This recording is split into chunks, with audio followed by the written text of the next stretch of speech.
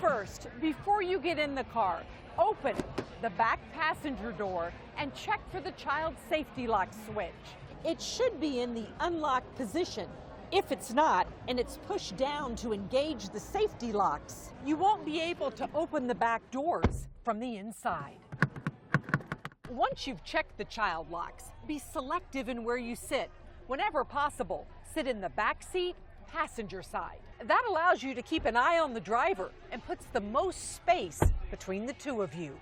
To help you better prepare, here's what's in the hygiene kit. You get some bathing wipes, a disposable towel, 4 oral swabs that you could use to clean your teeth, and a hairbrush. The sergeant's top 3 tips to protect a tailgate are to lock it. When you can, park so your tailgate is up against a fence, a wall, even the garage door, so it can't be lowered and taken off. And Sergeant Hicks says the easiest thing to do that doesn't require locking the tailgate or parking in a certain place is to simply put a clamp on this tailgate hinge. AAA Texas says each gallon of gas is costing $1.21 more. 2 women pulled up to a gas pump at this Apple Mart in southeast Austin the evening of September 14th. The driver went inside to pay and left a pregnant woman and 2 children inside the vehicle. The car was running and the doors were unlocked. While the driver was inside the convenience store, Austin police say another car pulled up beside them. A woman got out of that car and got into the driver's seat of the victim's car. According to the affidavit, she was holding a dagger-style knife in her hand.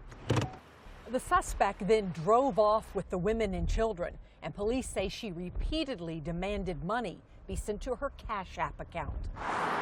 According to the affidavit, she threatened that if the ransom wasn't paid, the man following behind them would shoot the car up. The pregnant woman told police she was afraid the suspect would hurt or kill her, her unborn child, and the children in the back seat. Police say after getting $104, the suspect pulled over in a nearby neighborhood. She got out and got in the other vehicle that police say was driven by an unknown Hispanic man who reportedly had a gun in his lap.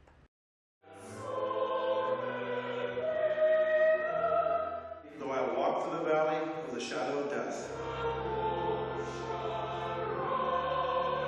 I will fear no evil. Chief Carter was the epitome of the professional lawman. Texas lawman, a guy of integrity, a guy with honor. If you were in a fight for keeping the city safe and your officers safe, there was no better partner. David was kind of a cop's cop.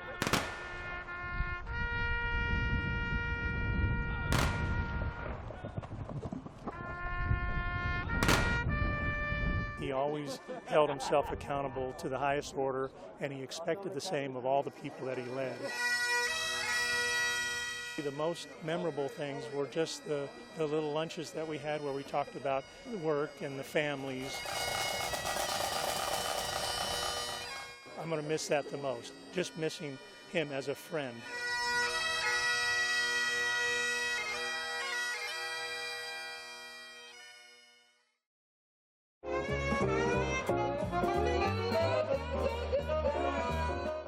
The star of Better Call Saul and Breaking Bad is playing South by, and it's not because he has a future in music.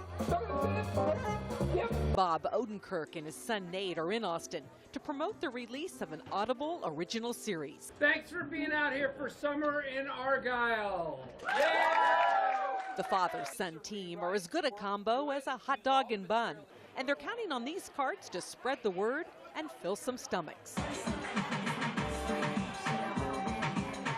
South by Southwest is also hosting Tweedy's 80th anniversary. But I do want to share with you the smaller version.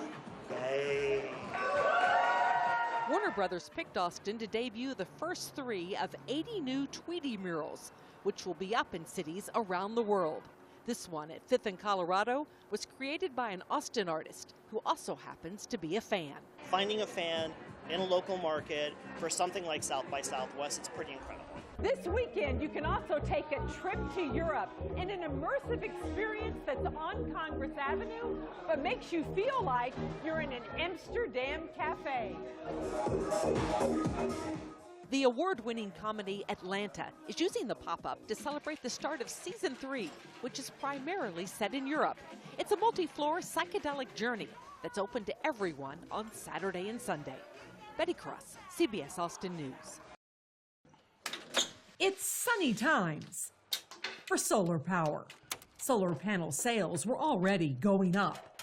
But a new 30% tax credit is convincing even more homeowners to invest. Yeah. Doug Wiemeyer says being able to subtract 30% of solar cost off his federal taxes is a game changer. It definitely makes the math different. Doug will break even when he saved enough on his electric bills to pay for these solar panels. The South Austin homeowner estimates that with the tax credit, that'll take 9 or 10 years. Without that, it would take 15, 20 years, which, is just kind of, I think, longer than most people are interested in. Right now, the state of Texas isn't offering an additional tax credit to help reduce the amount of time it takes to pay for these panels. But Austin Energy is offering a $2,500 rebate. The federal tax credit is available for 10 years through the end of 2032. Big picture is consumers have more time to plan. Jay Bramble with Lighthouse Solar says this house maximizes the financial impact of solar panels. The roof isn't shaded by trees, and this large space faces south. It's really about the return on investment. Potential savings vary from home to home, so get several estimates. It doesn't make sense for everybody. Doug says his homework showed that with the tax credit and city rebate, there really wasn't a dark side to solar power. In a few years, hopefully, you start saving money by doing it. Betty Cross, CBS Austin News. Guy Forsyth never imagined that the close quarters of his living room would become a much-needed music venue. The coronavirus pandemic forced him to find ways to reach his audience online. So now, this longtime Austin musician pulls up a stool in front of his couch to try to maintain a connection with his fans.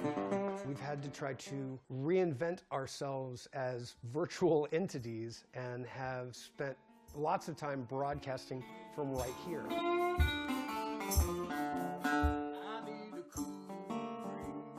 Streaming his music on YouTube and Facebook helps pay the bills. But compare this to being out on the road. And Guy says his income has taken a life-changing hit. You could definitely say 50%. It has been difficult. I think it is. It's emotionally painful. South by Southwest organizers can sympathize. It has been a very steep, very challenging learning curve over the last 12 months. Hey! We've got 30 years of experience producing live events, not very much producing online virtual events. That lack of experience didn't stop South by Southwest from creating a 100% digital experience that will stream daily on the platform's 5 channels. Anything to want at South by Southwest. That includes a keynote conversation with Willie Nelson and a slew of speakers, including Queen Latifah and the Chainsmokers. Whoa. South by Southwest says the 5-day online event is bringing in a new audience. People who couldn't ever travel to Austin, people who maybe couldn't afford to come to Austin, are now involved with the event. The all-digital format is expected to be a one-time event. Next year, South by Southwest is planning to once again take over downtown Austin. What will be different about the 2022 event is that in addition to a very robust on-site real-world event, we will also have a much stronger online presence than we've ever had before. Guy was one of hundreds of artists who lost out on the good paydays that would have come from working last year's South by Southwest. It was difficult, it was a huge hit to people's pocketbooks, but it was the right thing to do, and undoubtedly it saved lives. A year from now, he hopes to once again be playing the High Exposure Music Festival. We've started to pencil some stuff in. In the meantime, he's already seen signs of a post-pandemic return to normal. Some clubs are starting to book. Betty Cross, CBS Austin News.